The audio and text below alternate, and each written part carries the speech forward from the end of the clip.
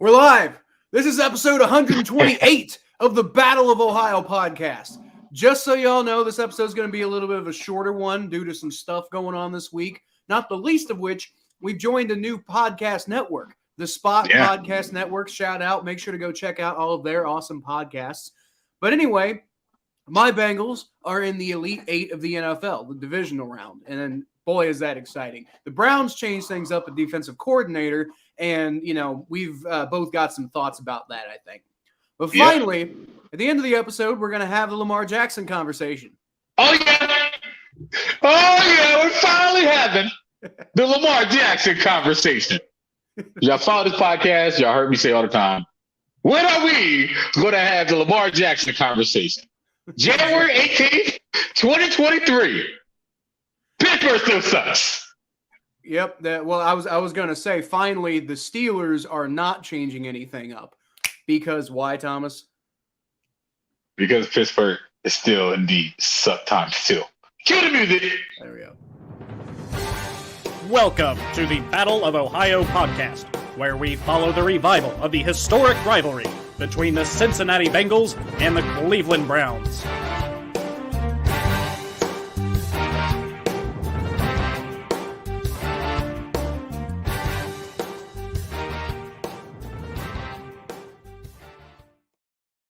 I think I'm gonna make a new intro.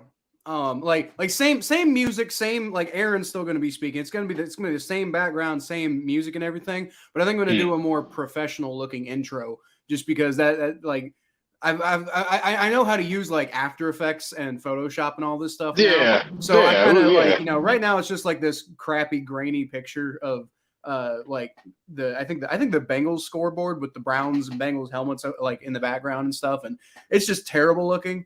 But it was what we had when we first started, right? So I think I'm gonna make up something more professional when I get back from vacation. You know what's great is just like how much we involved as artists, both of us. You know, so you really have come a very long way, too. Dude, you go back and watch some of those old episodes, like it's cringy. I'm sitting here like, dude. Oh my God, stop. Yeah. Yeah. Well, hey man, look, you know, if we do this podcast for 10 years and we have hundreds of thousands of viewers, we're gonna be like, don't watch our old stuff. Yeah. Well, I mean, I'm probably gonna like, you know, hold like some of the really old stuff. I think I'm gonna hold for like just the big fans, you know, and stuff like that. Yeah. Like, hey, look at our look at how we got started. But anyway, speaking of getting started, let's go ahead and start on the Cincinnati Bengals this week. Thomas, do you realize that Joe Burrow and Zach Taylor both now hold the Bengals franchise record for most playoff wins by a quarterback and coach? Like not a quarterback coach tandem, just individually, they both have the record for quarterbacks or coaches. Overall, that's both exciting and also kind of depressing when you think about it. Do you realize the ref for never me out of $20, actually more like 40, when they called back that touchdown pass to Hayden Hurst because I had the over-under on Joe Burrow, which is 1.5, and he threw 2 touchdowns in the game, I would have won $45. Thank you, ref. I knew I should have gave him a rushing touchdown. I knew it. I lost $6,000. Well, I didn't. Okay, it was free bets first of all, but like I could have won $6,000. So you have been betting. Well, no, I did the free bet. I'm probably not. Yeah. If I get more free bets, I might do free bets, but I'm not going to actually like. I don't. I've always said like I could see myself getting into sports betting, but I would never do that unless I just have a bunch of disposable money, and I don't. So I'm probably not going to like, I mean, I'll do this free bets and stuff, but like, I bet that the Bengals and Ravens would both score at least a touchdown and a field goal in both quarters. And they came so close. Both of them didn't get a field goal, and not in both quarters, in both halves. And I came so close, but the Bengals and Ravens both did not get a field goal in the second half. And so I just didn't win at all. And I was just like, are you kidding me? I was so sure, and it was actually kind of cool seeing what happened, especially like, you know, with the Bengals defense clamping down, even though they kind of looked, you know, a little problematic at times. But it was kind of cool seeing it because, you know, I've been terrified. We've never actually had the chance to play him before, but I've been terrified of Tyler Huntley playing against the Cincinnati Bengals for a long time because the Bengals are just notoriously, and I say it all the time on this podcast, the Bengals are notoriously horrible against backup quarterbacks, and I don't understand why. So it's just like, we've had all these opportunities, never actually came across him, had all these opportunities that we might end up playing Tyler Huntley. And I was like, no, I want to play Lamar Jackson because the backup quarterback scares me. And we finally got the backup quarterback today, and it looked for a minute like Tyler Huntley was going to do his thing because to be completely honest, I think Tyler Huntley performed better than Lamar Jackson.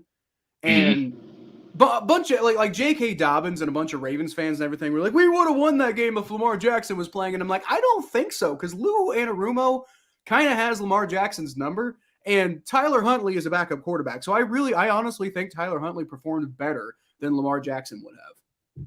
I mean, I don't think that I think the problem with the Ravens, and I think they're kind of right about this, but the Ravens aren't a dumb organization, is that their style play is not going to win them a Super Bowl. I don't think it's sustainable. We talk about this all the time, how we don't think that that we never like the Ravens style play. Lamar Jackson, this fantastic, great quarterback who is so much better than all the other quarterbacks that was drafted in that draft, including Josh Allen, have only had one playoff win. Yeah. One playoff win Lamar Jackson had. Now, you can blame injury, which is a factor, which is something that you have to think about when you think of the style of play that Lamar Jackson's playing as he gets older, because Lamar Jackson takes more hits than most quarterbacks because of the style he plays. You could blame it on play style, because it is a fact that Lamar Jackson struggled with passing in those big games. And he has struggled passing in those big playoff games. The only playoff game that he showed up for was against the Tennessee Titans. So, all right, cool. You outduel Ryan Tannehill. Fine. You never outduel who else did he play? He didn't outduel Phillip Rivers in the playoffs. Who else did he lose in the playoffs to? Patrick Mahomes? Was that the other player he lost to? I can't remember the other two teams, but he only had one playoff win. One. So, I'm not – Josh Allen, I think it was the other one he lost to. Yeah, so he lost to Phillip Rivers. He lost to Ryan Tannehill and Josh Allen and Joe Burrow, and then Ryan Tannehill again. I know he beat Ryan Tannehill a second time. I'm sorry. Yeah, he beat Ryan Tannehill a second time. One playoff game, which, by the way, it feels so good as a Cincinnati Bengals fan to be able to judge other people for not winning playoff games now, because we've got as many as just about anybody in the last 2 years. I think what's crazy to me is that there's Baker Mayfield has the mid playoff wins as Lamar Jackson does. Yeah, that is funny. And I've been saying this. Man. I said this all last year. I was like, hey man, look, Lamar Jackson cannot throw the ball. He's not consistent. And so, but anyway, he's still a fun player to watch. Still a very fun player to watch. And it's going to be fantastic when the greatest regular season quarterback in the NFL goes to New York City. What up, Mikey? I'm still mad. Your Saints beat my Browns in sub-zero weather. I don't know how a dome team come to Cleveland and beat the Browns. Whatever. We're not rambling here. What you got, Kyle? Like I said, we're actually skipping the part where we talk about the whole NFL this week, Mikey. But I'll just say real quick, like, I thought the Vikings were the biggest frauds in the playoffs, but I think the Buccaneers probably are. Like, the Buccaneers did not deserve to be in the playoffs at all. And then, like, the way they played and what ended up happening, minus the garbage time points, I think proves, like, people were like, the Vikings the biggest frauds in the playoffs, and maybe because they had a 13-4 record, whatever. But at the same time, like, the Buccaneers, good God, yikes. I think honestly, like, as much as we've kind of shit on the Saints for not, really doing what needed to be done this season, I think the Saints would have put up a better fight against the Cowboys. I really do. I agree. What's crazy is it's just that division was bad. That was the worst division of football. The Cowboys had a layup. I mean, Tom Brady is not Tom Brady no more. I seen it when the Browns beat them, and like realistically, the Browns should not beat the Tampa Bay Buccaneers. The Buccaneers went like 11 straight drives that game without scoring any points against the Joe Woods defense, and it was just like Tom Brady could not throw the ball. He could not cut the wind at all in that weather. And that was just very fascinating to me that he couldn't cut the wind in that weather. And I was thinking to myself, like, dang, Tom Brady he got a noodle arm in this weather. And it's not like, it wasn't one of those weather games in Cleveland where they had where it was like 30 mile per hour winds and 4-degree weather like it was with Saints. It was raining and it was kind of windy, but it wasn't super windy. It was just a little tricky, but it wasn't extreme like the Brown Stadium had. Tom Brady should be able to throw in that. Tom Brady couldn't throw in that. So that was very interesting to me. So I know this is I don't know any way of transitioning away from this, but let's just make the jump. So I guess speaking of interesting things, tell me about Jim Schwartz. First of all, I keep on calling him Anthony Schwartz for some odd reason because I'm an idiot, but I'm excited. I'm excited. I've been looking at his resume. He had a lot of impressive stuff on his resume. He originally started as a Browns assistant coach under the Bill Belichick era. It was fantastic because you think about all the great coaches that was under the Bill Belichick tree during the original Browns before, who moved the team to Baltimore. Him being a defense coordinator for the Titans, him being a head coach for the Lions, and him being a defense coordinator for the Super Bowl winning Eagles. So I'm very excited about this move. Personally, I had time. I had a heart to heart. I had a kumbaya moment with Kevin Stefanski. Kyle, you're right. Kevin Stefanski really isn't a bad coach. I think that he had been put in very bad situation due to the dysfunction of the Cleveland Browns franchise. Mm-hmm. I really do. I think that's the bigger problem because I know for a fact that Kevin Stefanski coached a team like the Baltimore Ravens or the Pittsburgh Steelers or the Cincinnati Bengals or even the Detroit Lions. I do not think that he'd be dealing with the same BS he's dealing with now. This is something. Him preparing Jacoby Brissett was very great. Kevin Stefanski, if he could just focus on offense and he could just prioritize everything he needs to on offense to make sure that Deshaun Watson's at his best and not worry about defense, I think it's great. But the bigger thing about it is I think that Jim Shorts or Joe Shorts or wherever Shorts' first name is, because I'm pretty damn tall. The best thing about him is that he has kind of that fiery attitude. He's kind of like the yin to Kevin Stefanski's yang. And he's not afraid to defer to Kevin Stefanski as a coach and allow him to do his thing. Just go ahead and take care of the defense. I'm just going to take care of the defense. I know you're the man in charge. Let me take care of the defense. And you go ahead and take care of everything else. Okay, so two things I want to say in response there. So Kevin Stefanski, I think my whole thing when like Kevin Stefanski got hired and I was like having kind of like an oh shit kind of moment because I'm like, crap, like the Browns like hired they had a really good hire here. Part of the reason that I thought that was a really good hire was because I thought Kevin Stefanski was just the kind of coach who had the right personality to like cut through the bullshit in Cleveland. So the fact that he's not kind of concerns me. I know. I was thinking the same thing, but it's Cleveland, man. It's the Browns. Yeah. Also, interesting fact.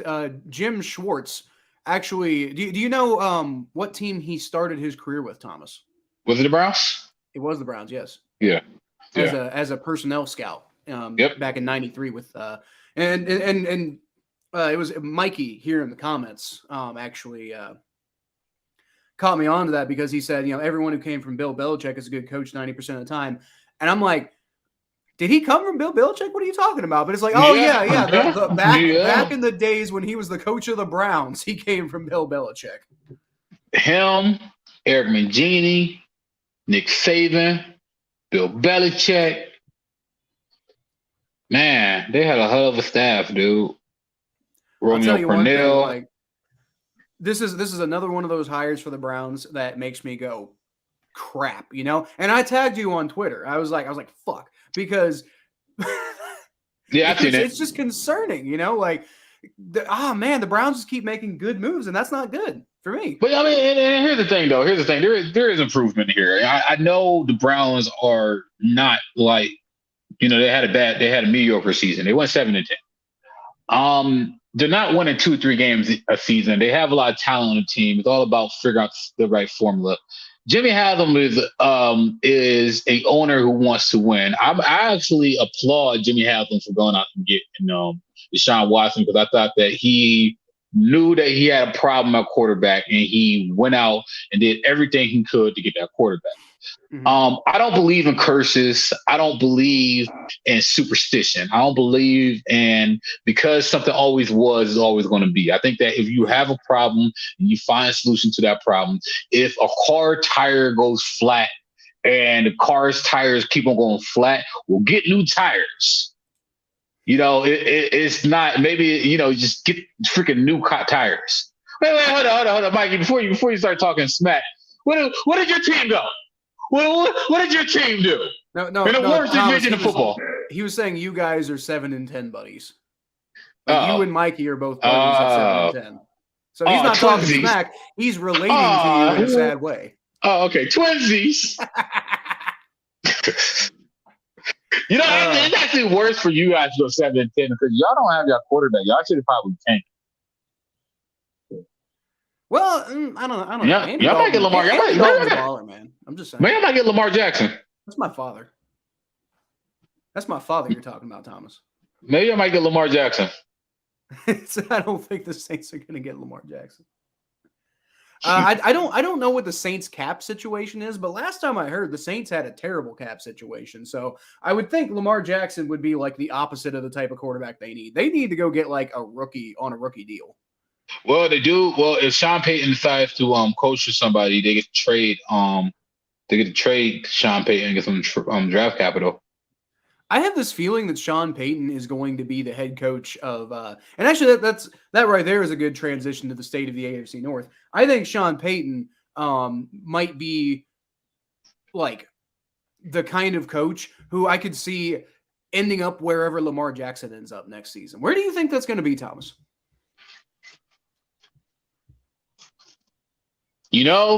I said the Giants, but Daniel Jones found Jesus. He did. He against the Vikings, he did at least. Now, the question is that going to be Daniel Jones for real going forward?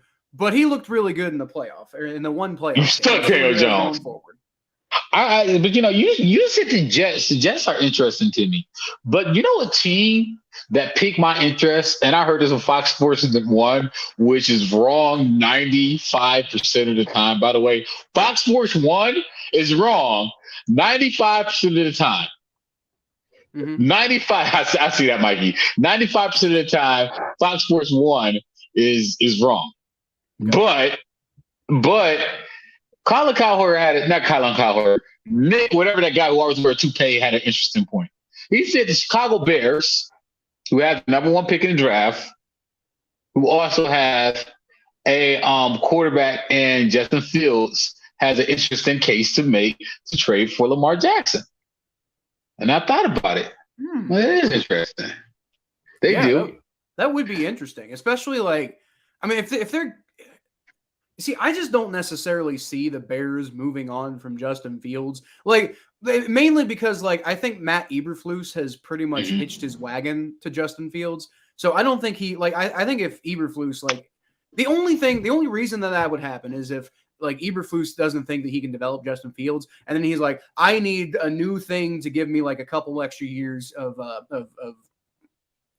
leeway here. But at the same time, the Chicago Bears, I think, from what I can tell, there's a lot of optimism right now in Chicago that Justin Fields is finally starting to get going, and they can, they can kind of build around that. So I think now the more I think about it, I think the Bears would be a dark horse candidate to get Lamar Jackson. I think it's interesting though. because they got a lot of ammo on this. Because if you're the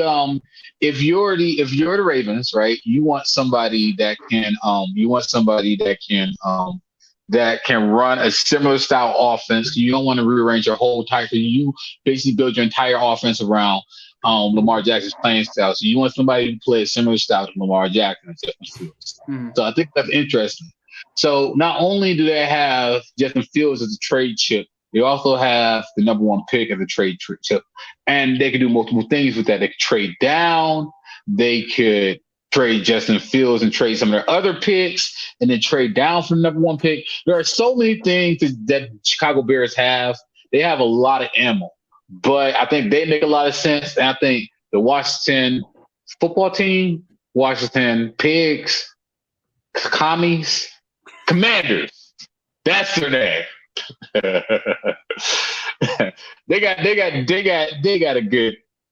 good case too. So get rid of Carson Wentz. So because they have a good team, they just don't have a quarterback.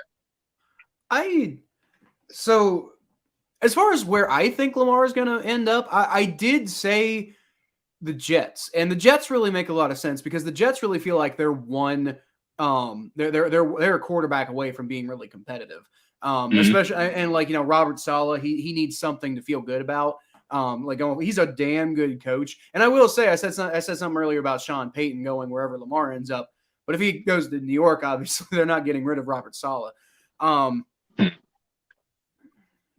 more I think about it, that would just be that would just be really, really tough for them to do. But Washington's a good one. Now, I don't think they're quite ready to move on from Ron Rivera because most people think that Ron Rivera is a good coach. Although then again, he didn't know that they were eliminated from the playoffs in that one press conference. So that was kind of terrible. But if the Commanders are looking to move on from Ron Rivera, I don't know if Sean Payton would want to go work for Dan Snyder. But at the same time, I feel like, Lamar, staying in the general Maryland area and then going to a completely, different conference where, it doesn't feel like he's being, petty against the Ravens and stuff. And then, having Sean Payton right there. I know everybody's like, oh, Sean Payton's going to the Chargers. But, don't be shocked if something like that happens. That's all I'm saying. Yeah, that's an interesting one. That's an interesting idea. That's funny, Mikey. It got to be somebody with a lot of cap space, though. Somebody who's willing to give him that big contract. So I don't know where he's going, but he's definitely not staying in Baltimore. So, Thomas, we said earlier, as we say in every single episode, that the Steelers still suck. And the reason that they still suck is for the reason that they are kind of going on this whole endeavor of just not being a very good football team. They won 9 games because Mike Tomlin is a wizard, and I hate it, but I have to admit it. Like, the man is a clear and obvious Hall of Famer when he does retire one day, just because I don't know how he keeps doing it, but he keeps doing it, and it drives me up a wall, but he does it. So, you got to give credit to him. But at the same time, I think the crux of the crux of the Steelers' issues right now, I think they don't have anybody. They don't have any good coaches other than Mike Tomlin.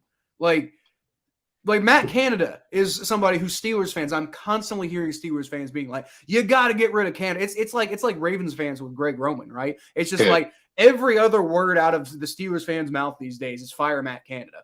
But for whatever reason, the Steelers feel like they should keep it around. And maybe it's like we got to develop Kenny Pickett. We don't want him to do the Baker Mayfield thing where you're going through new offensive coordinators every single year, which I respect that to some level. But at the same time, it's been clear ever since who did they have before Matt Canada? Who did they have before Matt Canada? Oh, Todd Haley. Did they have Todd Haley at one point? Oh, right. I forgot about Todd Haley. Right. Yeah, Todd Haley. That dude. Yeah. I try to forget about him because I liked Todd Haley before he went to Pittsburgh. So I try to forget. I liked him before he came to Cleveland. It's kind of like Bud Dupree, I'm a big Kentucky fan, so I was devastated when they got Bud Dupree, and now that he's in Tennessee, I just kind of try to forget that he was in Pittsburgh. And Benny Snell's another one. Benny Snell. I just try to forget about his connection to Pittsburgh, but Matt Canada's going to be back, and I, for the love of God, cannot figure out why, other than maybe they want to like give Kenny Pickett some extra development. And they did bring they elevated Matt Canada and brought in Kenny Pickett around the same time, right? Like, I mean, it's Canada's second year in Pittsburgh, Kenny Pickett's first year, and they're kind of growing together. And maybe, they're like, oh, well, it'll get better. Part of it was just, like things kind of not working out, like it's simpatico and everything like that. But I don't think it's just that issue. I think Matt Canada is just, I don't think he's a good strategist, like, period. Yeah, no, me either. It's Randy Fichtner, by the way. Randy Fichtner was the guy who he replaced.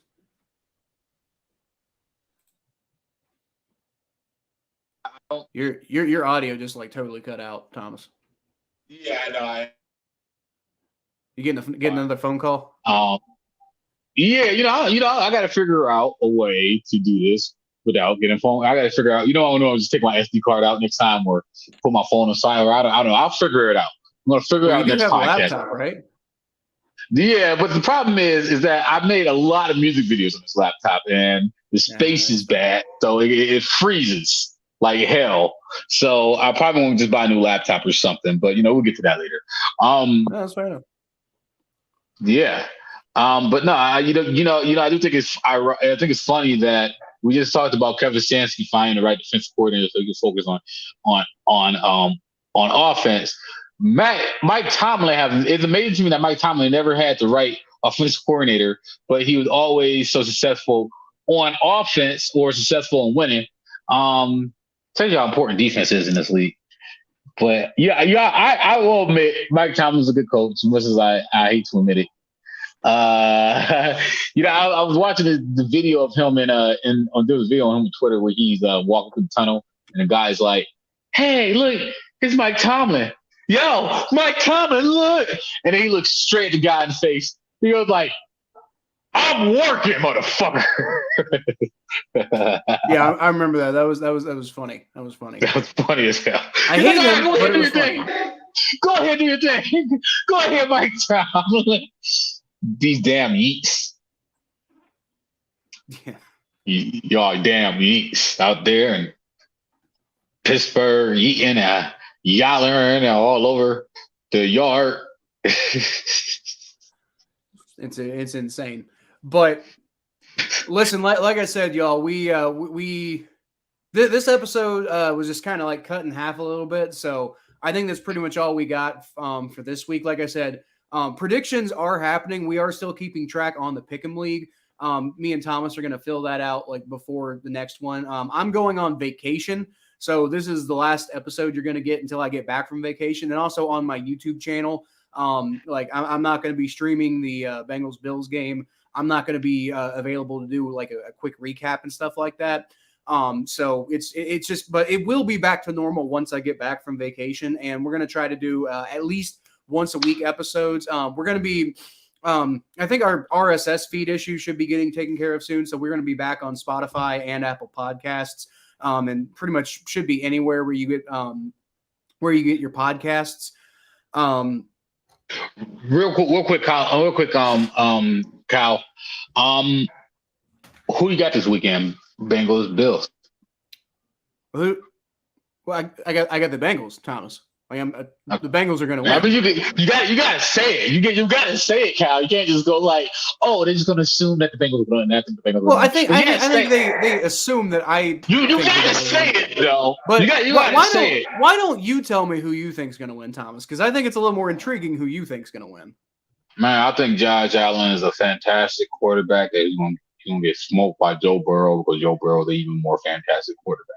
I just think Joe Burrow is a better quarterback than Josh Allen. And Mikey agrees. Mikey says that dude. Dude, I'm rooting for you, man. I am rooting for you because you better get this one because we're coming. Okay.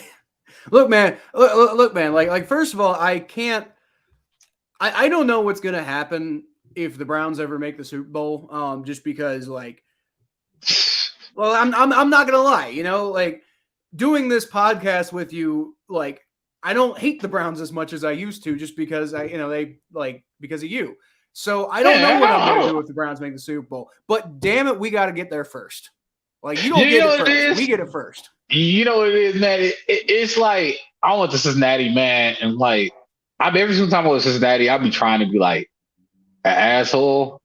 But you guys are like so nice in person. Y'all suck on Twitter. So do we, honestly. Like Cleveland, Browns Twitter is the worst. Browns Twitter is the worst. That's a rabbit hole you never want to go down. Like it's just like the radio hosts be talking about it. They be like, "Damn, man, when you on Browns Twitter too much?" Like, yeah, man, it's been tough. But y'all suck on Twitter. But in person, y'all great, man. I love y'all. That's cool people. I mean, but fuck y'all. But go Browns. I was talking to somebody on I think it was the Bengalorian. I was talking to on Twitter earlier today, and he mentioned something about rooting for Bills fans, and a lot of Bengals fans, because the Bengals and Bills have been kind of going head to head lately. There's been a lot of Bengals fans who have probably been interacting with some less than pleasant Bills fans. And they've been kind of killing the whole like brotherly love vibe between the Bengals and Bills. And the point that I made is like, yeah, I'm like, like outside of the Bengals, I would root for the Bills too. And like there are some idiots in every fan base. But at the end of the day, like the idiots don't define the fan. Like we have idiots in our fan base. They're all over the place. Like I know a lot more idiot Bengals fans. But that's because I'm so ingrained in the Bengals fandom, right? So, it's just like they exist in every fan base, and you gotta deal with them as you get them.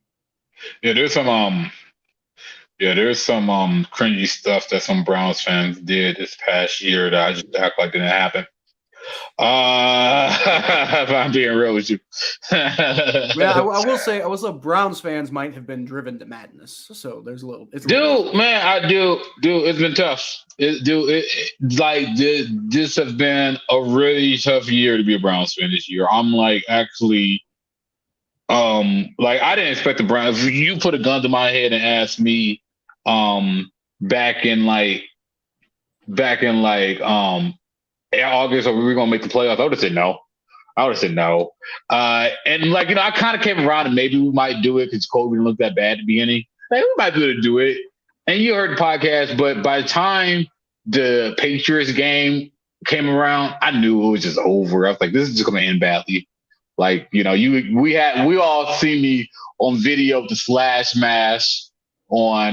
the Jason Mask on saying it's over. So yeah, no.